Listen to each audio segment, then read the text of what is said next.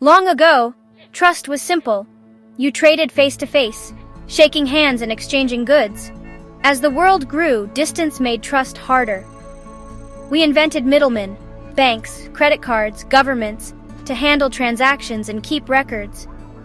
These central authorities made global trade possible, but they also control your money, can block transactions, and store all your data in one place.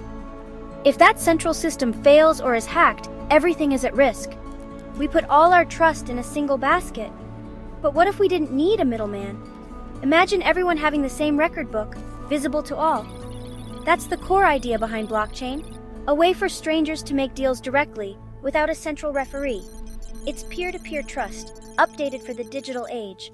Blockchain lets us trade and agree globally, no handshake required. It's a new kind of trust for a connected world. Picture a digital notebook, copied across thousands of computers worldwide. This shared notebook is called a distributed ledger, the heart of blockchain. When someone makes a transaction, it's broadcast to the network. Computers check if it's valid, then add it to a group of transactions called a block. Each block is sealed with a unique digital fingerprint or hash and linked to the previous block, forming a secure chain. To change one block, you'd have to alter every block after it on every computer, a nearly impossible task. This design makes blockchain transparent and tamper-resistant. Everyone can see the public transactions, so there are no secret deals. No middlemen means lower costs and faster transactions. The network runs 24/7, never closing. Blockchain is a global, open system built on math and collaboration.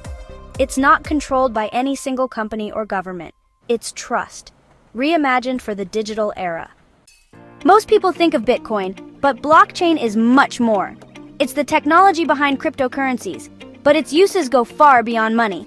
For example, blockchain can track food from farm to store, making supply chains safer and more transparent.